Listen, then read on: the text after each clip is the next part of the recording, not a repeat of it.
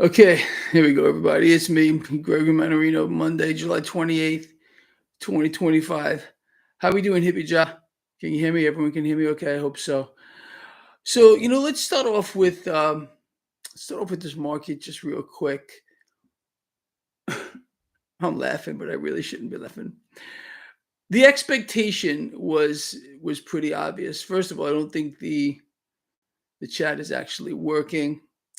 Oh man, they're killing me with this freaking thing. They don't like what I'm talking about. Anyway, uh, we're good. All right, thanks everybody. Anyway, listen. So the expectation this morning was that this market would finish higher. Stock futures immediately turned higher on back of the announcement that President Trump was going to be pushing off his deadline, which is never a deadline anymore, with regard to China and tariffs. I mean, just weeks ago, um, we started selling chips to China again, and Trump swore that wasn't going to happen. Well, of course, it did happen, and it did set the tech sector, the chip sector, on fire. And I mean, what else did you expect? But anyway, again, I don't want to sit here and put President Trump down. I really, I don't know, man. They looked like this guy.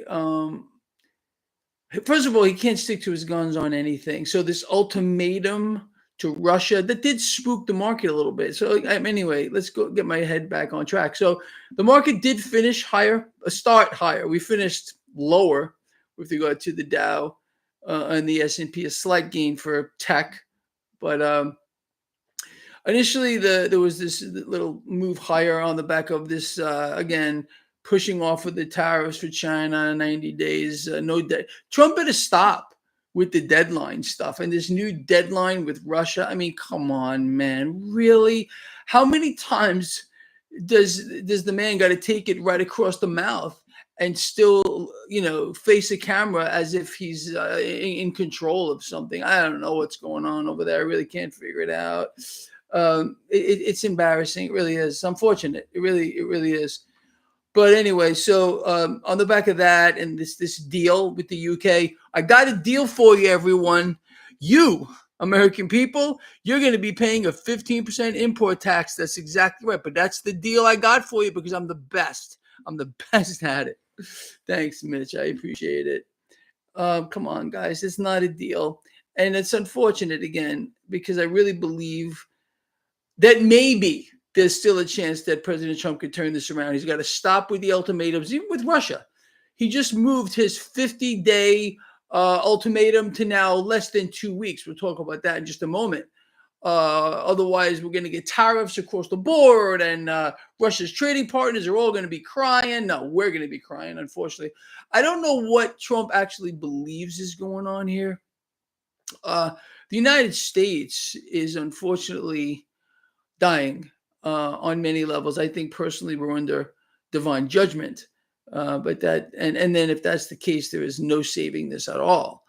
But if Trump would just take a step back and just regroup, sometimes you got to do that. And no matter where you are, whatever your spot may be in life, when things just aren't working, instead of being desperate and taking whatever you can get, which is why we haven't had not one comprehensive deal so far. In this UK thing, it's not a deal. With China, it's a truce. Can't make it up. But I don't know, man. I really would hope that someone could talk President Trump into, coming about, man, 180 degrees, come about and just reevaluate. But it doesn't seem like that's in President Trump's, repertoire at all. It's like it's his way or it's no other way. And the fact that he came out publicly and has stated he's never once asked God for forgiveness, that should tell you something. The man feels like he's almost like a Nebuchadnezzar or like a Herod got eaten by worms. You remember that whole story? Pharaoh. Who is this God that I should answer to him? It's not a good spot to be in. It really isn't. But and we're there, unfortunately. Our nation is dying, and it's fact. Anyway, so with regard to the market, as I said, it started out good. Then Trump issues his ultimatum. I mean, good, okay, good, not anything dramatic. I mean, the hope was that the market would take off on the back of, again, the China tariff extension for 90 days. Sorry, it's not an extension, it's a truce. This is how it's being portrayed on the mainstream media. It's not an extension, it's a truce. Trump and China have negotiated a truce. How do you like that? Make it up. Okay. It's a truce that was negotiated. It's about optics. And the optics is, okay, we got a truce here. We don't want a truce. We were promised a deal, right? Never going to get one. Remember what happened during Trump's last tenure? This whole thing dragged out. We never got anything, of course. Although the media did report that we did, but we got no deal. And we're not going to get another deal. We're not getting any deal. Any deal that we, the American people, are being forced to pay an import tax. You see, they can't call it that. It has to be called a tariff because tariffs sound good and strong. It's doing nothing. We were told last time that tariffs were going to pay down the debt in 3 years. We were told last time that it would shrink the deficit. We were being kind of told the same thing now. But our debts and deficits are ballooning. And these $5 million gold cards that President Trump is selling off, America is being chopped up and sold off to the highest bidder. And that cash, remember, was supposed to be used to pay down the debt. It's not working either. I'm surprised President Trump's army behind him wasn't up in arms about it, but they thought it was okay. It's okay. You can't make it up. Again, I'm not calling these people out. I'm calling them in, and I really do hope that they're going to wake up because we need them. We need their voice. They have to realize that they have a voice and they're not mute. Anyway, so before we go on to the Trump-Russia thing, I ran a poll. I was a little surprised about this.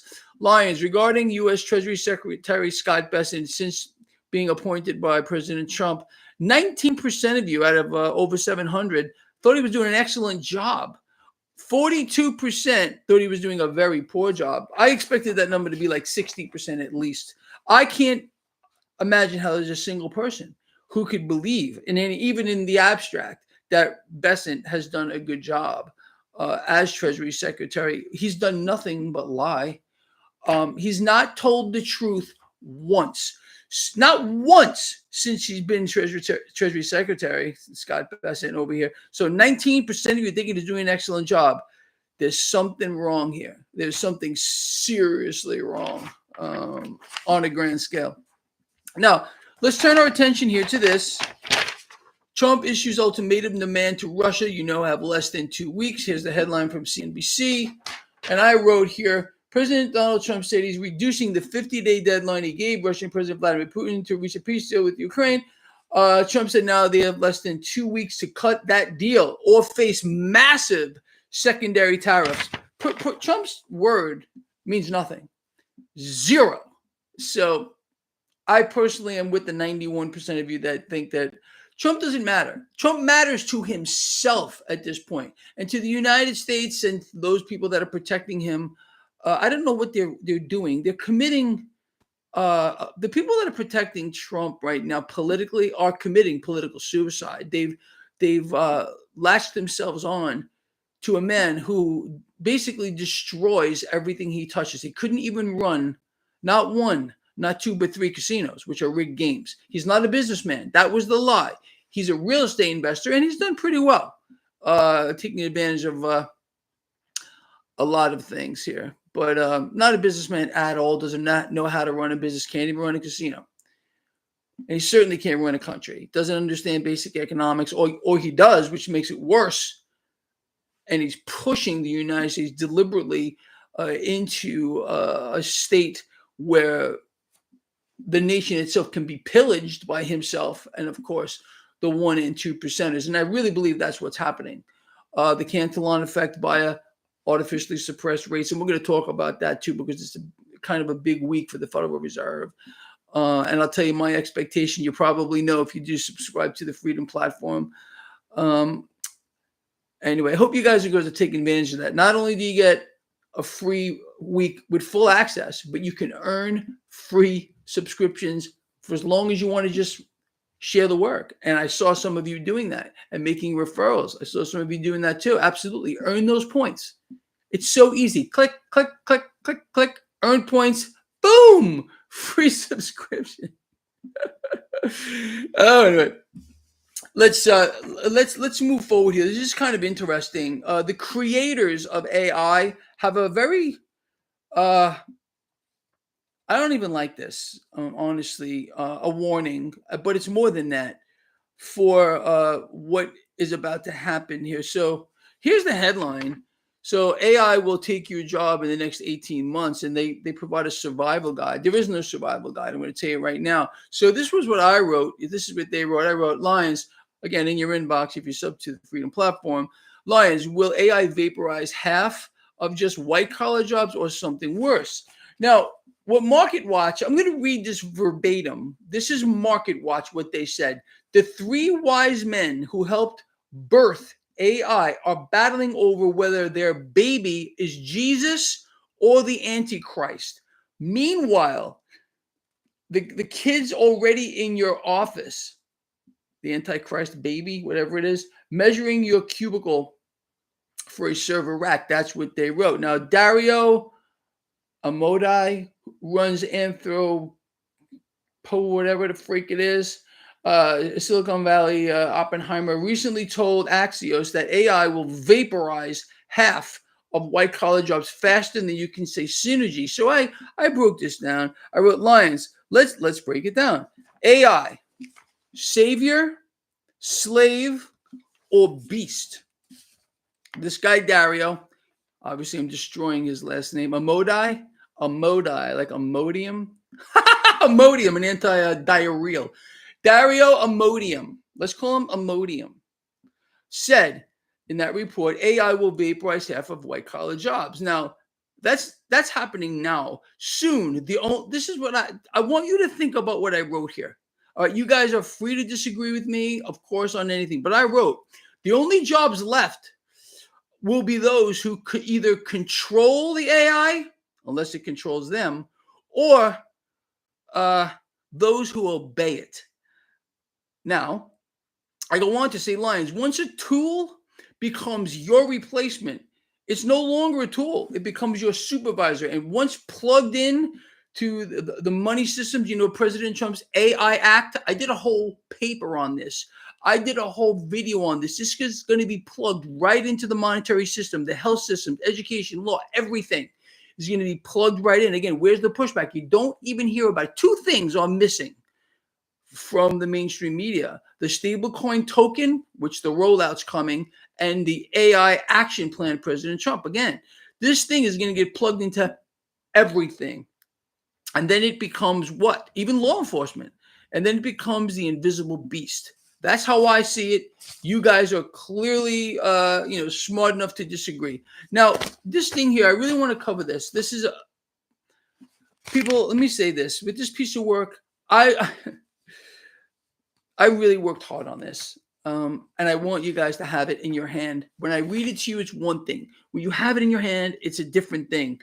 So you can go over this. You can study this with your family or yourself. So, Lions, this here is the core of it, the meltdown loop, the financial loop, 2025 version here. So, Lions, let's break this down. One, and I'm going to talk about what the Fed may or may not do this week with regard to rates. Okay, so pay attention to this first part here. Let's break this down. One, artificial rate suppression by the Fed without actually cutting rates. Fact. The Fed no longer needs to lower the federal funds rate to suppress real rates. Now I say, why? Why, Greg? Why not? Well, let's see. We already understand that there's stealth QE going on via these repo facilities right now. It absorbs enough of the debt issuance to manipulate the yield curve, henceforth why we have yield curve control. I brought this up this morning, why we're not seeing too much movement with regard to the 10-year yield. Okay, that's clearly yield curve control, but it goes beyond that. So again, what the Fed is doing right now via stealth QE and repo facilities absorbs enough of debt issuance to manipulate the yield curve. This should make sense to you. Now, open market operations plus standing repo equal rate control without public announcements, and that's exactly what's going on. This masks systemic insolvency and keeps the illusion of normalcy alive for Wall Street. And again, when Wall Street sees, let's say, the debt market stable-ish as it is right now, it's willing to pay most